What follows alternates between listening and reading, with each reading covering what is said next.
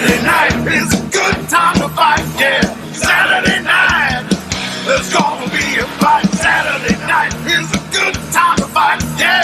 Saturday night, there's gonna be a fight. Hello, everybody. This is John Bullard. Another fun-filled episode of Pro Wrestling Tonight, and with me in the studio itself, a man who is a true legend of Chicago wrestling, 21 years in the business, the shot to the top, a bestseller in the world of books, but most importantly, a bestseller in all the tickets being sold for every big wrestling event in the history of Chicago.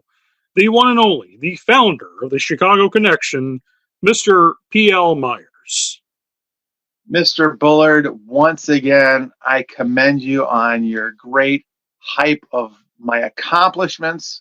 My accomplishments are because of the people that believe in me, my family, friends, and what you have to be part of tonight's show. I've been looking forward to this moment to publicly be on your show and for all your viewers out there to know what P.L. Myers, the Chicago Connection, co-founder with the Kingpin, is bringing to Indiana, Michigan City, and bringing something special that behind you, just like behind me, represents Chicagoland Championship Wrestling. Mr. Myers, it's an honor to have you on the show. I know we've been talking about doing this for a while, and thank you for taking an extremely busy schedule that you've always had with the business and the things that you run with your beloved connection. For fans at home, this gentleman has been in the ring with some of the absolute greats, Bobby the Brain Heenan, Jim Cornette. He's been around the one and only, the world's greatest tag team, the Road Warriors, with Paul Ellering. He's literally had everything you could see in the wrestling business done. On top of that, you haven't been in the ring with Jimmy Superfly Snuka. So I mean, you've done it all. How did you get? How did P.L. Myers, the shot to the top? How did you get started in the wrestling business? I think to make the long story short for the viewers out there, just like everyone, we all grow up as fans of the business, the fans of pro wrestling. Most of us get into the business because we feel like we're the square pegs trying to fit in the round hole in life. And pro wrestling gave us this outlet where we felt we connected with the athletes. These wrestlers are athletes. They're larger than life. And when we would do everything to watch wrestling, buy magazines, buy action figures, we were hook, line, and sinker. It was our passion. And in my lifetime growing up, my great-grandmother, Grandmother Judge, would watch Gorgeous George on television. I think it skipped a generation and it's a few generations to me. And I just fell in love with pro wrestling. Growing up, I went to Elmhurst, now it's university, did radio there for a few years. Decided to get into public access in Elmhurst, Illinois, Continental Cablevision, which now is, Comcast. I started doing interviews, and I started interviewing some of these larger than life. One of my very first interviews was Road Warrior Hawk in 1996, September, at the Illinois Special Olympics Carnival, where they have athletes do autograph signings and interact with the people that come there to buy their tickets to raise money for a great cause. He was is my hero in life growing up, and I got to meet him. My very first question was, as you know, Mr. Bullard, when you ask someone, you want to do all the research on. Well, I know the Road Warriors like the back of my hand. So I say, this guy's won 6 different championships, the Crockett Cup. This guy is a legend. He looks right in the camera and says, how do you not like this guy? He knows everything. I was like, that was that forever moment for me. I did interviews. I started traveling with ECW as a reporter and a fan. I never worked for the company on payroll. I just started traveling back around, that's 98, 99. And I go to November to Remember, which is in Buffalo, New York.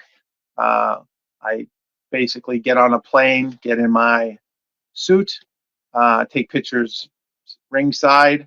I go to the hotel where they're at. I knew some of them from previous interviews. Bill Alfonso, manager champions, Spike Dudley, Jerry Lynn, and we basically talk about getting into the business. And I never thought about becoming a manager because most managers don't have the height at 6'4", except for Gary Hart and Slick. So I talked to New Jack, and New Jack goes, "Well, what do you want to do?" And I said, "Oh, I can do interviews in the backstage, which I've been doing, or interviews." And so maybe a manager says, they told I was too tall to be a manager. He goes, "Well, Gary Hart was 6'4". Why not?" So that Is that night, point? we came up with PL Myers. Those are my real initials, but there was too many Pauls in the business. So I said, let's PL Myers. PL can stand for anything. Promotional locomotive, pure luck, which my dad kind of gave me. Him and I would always play backgammon, and my dad would say, all the skill and knowledge I have, I can't beat you. You just have pure luck. And that kind of, so I just kind of used those PL. We came up with the shot to the top, pro wrestling's manager extraordinaire. Came up with the wardrobe because I wanted to be different. The Japanese almost tuxedo, sunglasses. Most managers, you want to be able to look in their eyes, but sometimes you get a little nervous, so you put the sunglasses on like Bret Hart. But it's more of a professional look, and I never want to bring disrespect to my family or friends or people that believe in me. I don't have to go out there and swear and pick on people personally, because that's not who I am. You could say I'm cocky. No, I'm convinced. I'm professional at what I do. I'm built on respect, individual pride, and tradition. The Chicago connection is kind of like the Chicago Bears. Either you're a fan of the Bears or you're not. So you could be a fan of the Packers. Well, you're not going to like the Bears. Well, you're either with us or against us. And the Chicago connection for the last 21 years has turned athletes into champions, where everyone has become a champion. And that's an honor and a tradition built on respect, individual pride, and tradition that we've been doing. So that's how I got into it as a manager, because I grew up, I learned from Coach Joe Newton from York High School in Elmhurst, Illinois, who's won 29 state championships. I was with the 14th and 15th, and he taught us about motivation. He taught us about how you conduct yourself as a champion. And that's how pretty much I got involved. And I've been 21 years into the business later. I feel like a rookie. I'm still always learning. I'm still always trying to grow and improve. And that's what I'm doing. I feel like, too, the most successful people in life are not the ones who say they know everything, but it's the ones that feel like they have to constantly be a student of the game, a constant sponge that soaks up knowledge. Well, the thing is that most of us in the Chicagoland area, there is no school for managers. Uh, the managers that we all grew up watching are on television. You don't know what to do. So I actually went to school for 6 months to train, just to learn to fall properly. I mean, I don't want to pull back the curtain of the business, but since 1987, since Vince McMahon pulled back the curtain for monetary reasons, I wanted to be, if you're not going to do what the guys do to a certain degree, you're not going to get respect. So if I'm willing to do what I have to do, because it's not about me, it's about the overall experience of going to a wrestling show. My job is to grab the emotion out of you to make you go, I don't like that guy. When you first started as a manager, you started with LWF, Lunatic Wrestling Federation. Yes. What was that locker room experience like? What was it like being in one of Chicago's? Well, at that time, it was at the, I guess, you had Windy City, you had PCW or PC. It Yeah. was like, yeah, PWI. yeah, and then you had Lunatic Wrestling Federation. I know Lunatic was considered the more hardcore, more wild show of Chicago wrestling.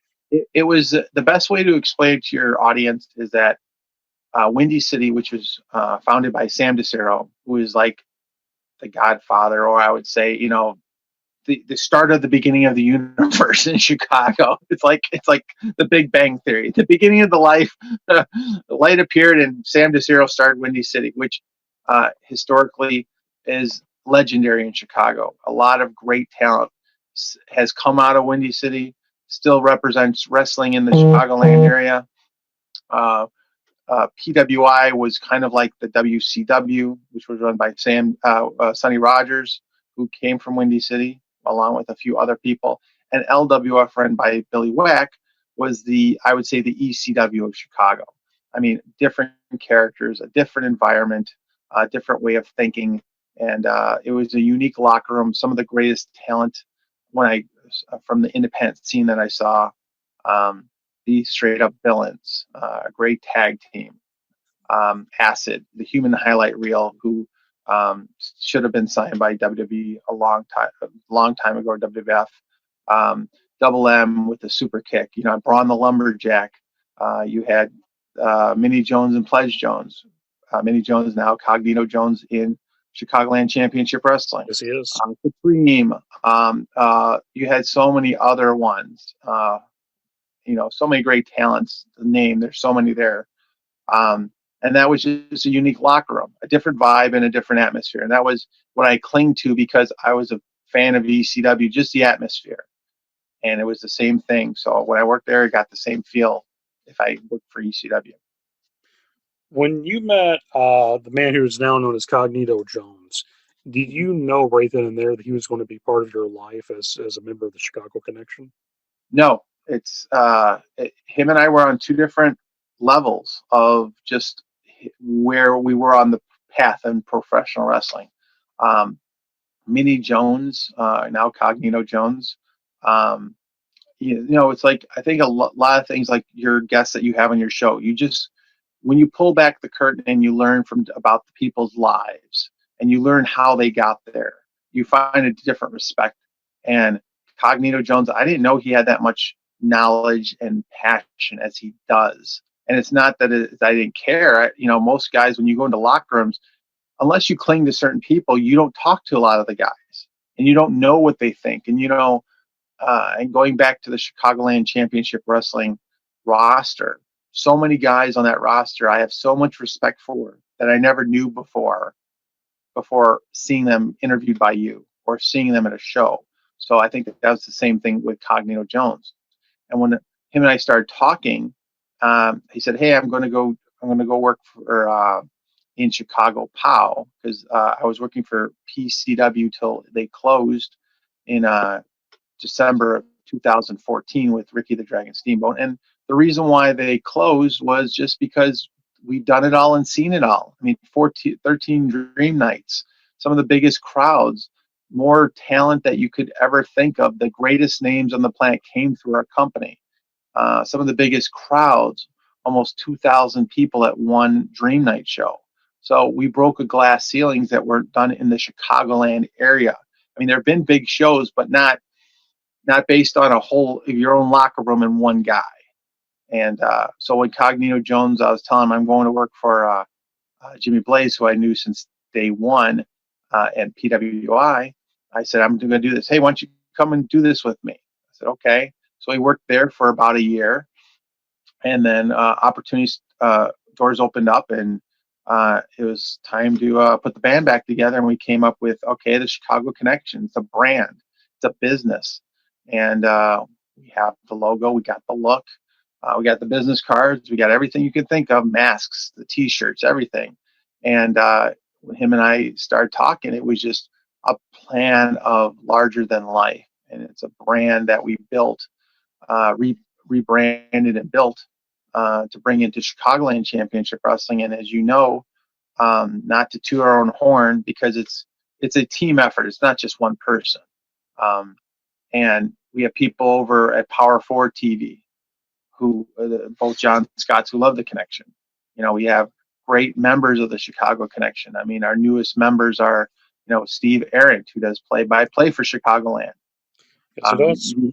And you look at it this way, just because you might not like the Chicago Connection, we're still professional. We still do our job, and Steve does his job. And he doesn't have to put us over because our reputation speaks for itself. So we wanted the best of the best. So you have Kingpin, who came back because he wanted to make a statement in Chicago. You bring in Cognito Jones, who's a jack of all trades, who'll, come out of nowhere with that mailbox. But he's, you don't take him lightly. He is very tough and he has passion. You know what? You don't have to worry about an ambulance. You got to bring a hearse because he'll fight you to his last breath. And then now you have Jonathan Hudson, Mr. 3%, who is a passionate, talented athlete, who is the uncrowned champion of Chicagoland. You and I might disagree on that, but the thing is that we're the only talent that has been on that road since day one to say we are coming for the championship. Everybody else, they're just billboards. They talk the talk, but what have they done to garner the attention? And on June 12th in Michigan City, the world is going to finally see the talent of Jonathan Hudson. And Jonathan Hudson is facing an athlete, Mr. Chip Walker, the suplex machine. And I'm not taking him lightly. I've watched his videos. I've scouted him. And for someone in 21 years to actually scout someone, which I did, speaks volumes of who you have picked to face Jonathan Hudson. So Mr. Walker is going to, unfortunately, going to be beat physically, emotionally, and psychologically by Jonathan Hudson. And don't worry about myself or Cognito Jones or Kingpin Ringside. We're the least of your worries because it's going to be one-on-one. And that's how we are. We are there to give Jonathan Hudson advice, coaching, knowledge. But at the end of the day, it's one-on-one. And I can promise you that, Mr. Bullard, that's how it's going to be. One-on-one competition to see who's the best at what they do. Very choice words you have for Chip Walker and the rest of the roster of Chicagoland Championship Wrestling there, Mr. Myers. And, let's take a look back at the last event we had in October. You gentlemen came in and made your big announcement, and then you shocked the world with one Jonathan Hudson. Nobody, including the roster, did not know that he was going to be at that building. When he showed up, the entire place, well, I mean, as people have watched it on television and all over the world, the place went unglued, and people went crazy because they were not expecting him to show up. No, and the thing was that we were in negotiations, and I called Mr. Hudson. I told him the position that we had for him and what it meant to be part of the Chicago connection, the values that we bring, the professionalism that we bring. It's not a group of guys put together just because. Everyone is handpicked because they bring something to the table. I mean, the Chicago Connection has an athletic trainer on staff, Mike Gilmartin of UIC Pavilion, who's worked with the likes of Michael Jeffrey Jordan, Curtis Granderson, baseball player, who's worked with hundreds of athletes, thousands of athletes, hundreds of wrestlers. He's worked for Pro Championship Wrestling. Take care of the talent. You have John Robolinsky, the media Piper of promotion, who's part of our group. And then, Steve Arendt, who is not to take away from his own ability, because one day it's going to be, you're the Steve Arendt of commentating, but he is Gordon Soley, Jim Ross, Joey Styles, all wrapped into one. And that's what he brings. His knowledge and passion for this business is second to none. And that's why he's part of the connection, because we wanted him to be part of something where he can be a part of a brand that is promoting Chicagoland Championship Wrestling in the positive light and in a professional light. As I said before, you might not like the Chicago connection. You're either with us or against us, but you can't deny the facts of our success. And we're out there to represent the sport of professional wrestling and at the same time wave the banner of Chicagoland Championship Wrestling, because we've been given an opportunity, whereas on that roster, there's only so many spots. And we've done our best to earn that spot, and we've done our best to keep that spot, and we're going to do our best to make sure that everybody knows that Chicagoland Championship Wrestling has the Chicago connection. And we are there for one thing, to become the champions of your company.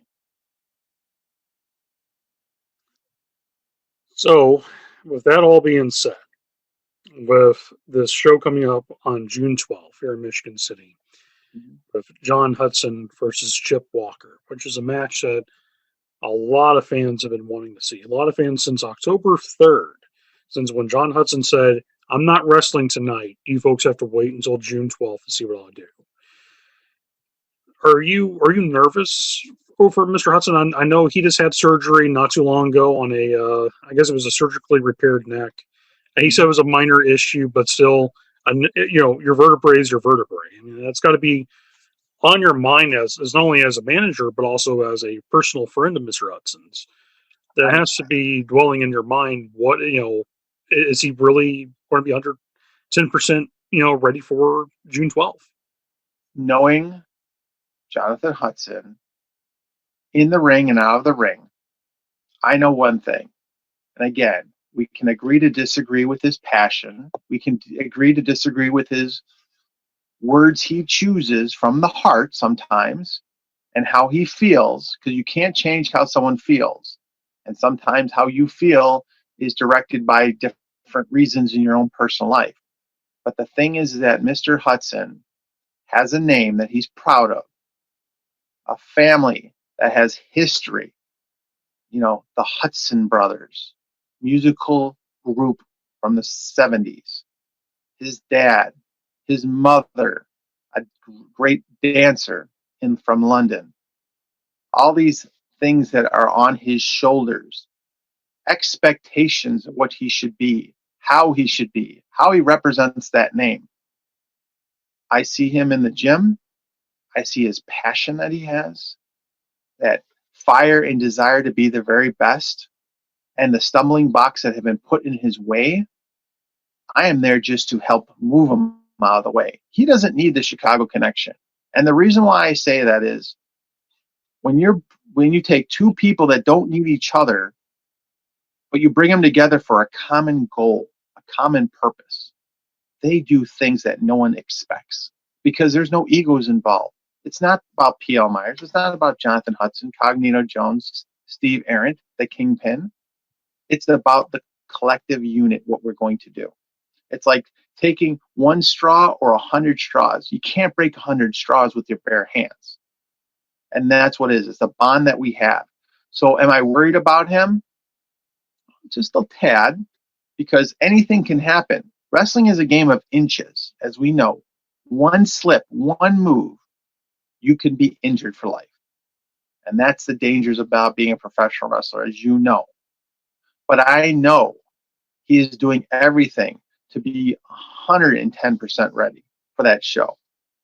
I mean, why do you think they call him Mr. 3%? Who trains harder than him? I can name a few people, but it's a very limited number. Who has that fire and desire? Many people. It's not being a weekend warrior. He is a professional wrestler, and that's what he is. So I would break open your piggy bank, take all your money, put it on Hudson for the victory on June 12th.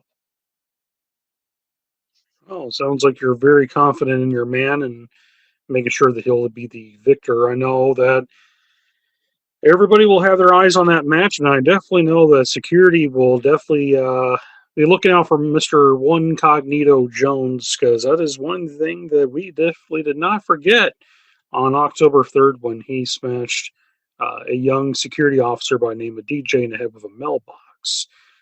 That was you have to admit that was kind of not only unexpected, but it was almost unnecessary.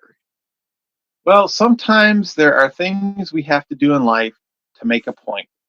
And the thing was, is if Cognito Jones wanted to really hurt your security guard, he would have done things that we couldn't show on your show. He has learned. He has been hardcore. He has put his body on the line for many years. And that pent up and frustration of everything that you could say to someone to make them feel they are unworthy, he takes that aggression out. And yes, that is his tool of trade, just like the Sandman has his Singapore cane. Just like New Jack has his guitar, we have a mailbox. And again, Sting has a baseball bat. So I just look at it this way. As long as you're not Incognito Jones' way, you have nothing to worry about. I just know that one fan kind of recognized that was their mailbox in their yard that Cognito Jones took that from. Hey, you know what? They got the mail a little bit quicker now, thanks to Cognito Jones. They got a brand new mailbox, and I know the people of Michigan City are grateful. You guys are truly a handful. I just know, Mr. Myers, that with June 12th, this is going to be an epic battle. You have two great athletes in the ring against each other. And I do hope the absolute best of health for Mr. Hudson. I know that a neck injury, minor or uh, extreme, is still an injury, is still something that you want to make sure is taken care of. I just wonder though, what what would have happened? What would happen in, and let's say Chip Walker pulls off an upset. What would happen then? I will tell you this, and I'll say it again for the world to hear this, because I know your show is seen not only in Michigan City, but all over the world. I would be really thinking long and hard, Mr. Walker. When you put your head on that pillow on June 11th to wake up the next day, is it better to lose and fight another day than win and pull up an upset, which is an upset, and now being a hunted man? Because you have made a mockery of what Mr. Hudson does. And Mr. Hudson and myself, even though we are still, our eyes are set on the championship of your company, you're going to have to worry behind your back because Mr. Walker, it's not about wins and losses anymore. It's making an example of you and showing you that that 3 seconds of a fluke, that you got his shoulders to the mat for 3 seconds, is the only 3 seconds you're going to be able to enjoy. Because the moment you raise your arm in victory, you're going to have to look behind your back because now you have ignited a fuel, a flame that is brighter and burning. It's like the phoenix coming out of the ashes. Jonathan Hudson is already focused on one thing. You are just a brick in the pavement on the road to the championship. And you decide to pull an upset. Now it's going to be, we're going to make sure that you don't have any more matches anymore to fight. We're going to make sure that, yeah, your claim to fame when you're sitting at the end of the bar down in Michigan City 20, 30 years from now. Yeah, I remember that one day I pulled off that miracle. I beat Jonathan Hudson. Yeah. Oh, what happened to your career? Well, Mr. Hudson, the connection didn't like it. I don't wrestle anymore. Well, where's Jonathan Hudson? Well, he's a champion. So that direction to you, I would think long and hard when you come and lace up those boots and you hear your name through the curtain. Really think, is it worth risk versus reward? Ladies and gentlemen, June 12th, Michigan City, Indiana. This, not only this entire event will be aired for the entire world to see, and for you, the viewers at home. But this is going to be one of those events that, if you didn't buy a ticket to come see it, you're going to miss history in the making. Mr. Myers, thank you for being a guest on our show tonight. It is an honor. A little bit of the eeriness that comes with your presence, I have to say, when you definitely focus in on your business that you handle the best. I will never take that away from you. But I want to thank you for taking your time today to be with us during your very busy schedule that you have. And for that, ladies and gentlemen, for myself, John Bullard, and for our extinguished guest, Mr. P.L. Myers. We'll see each and every one of you at ringside.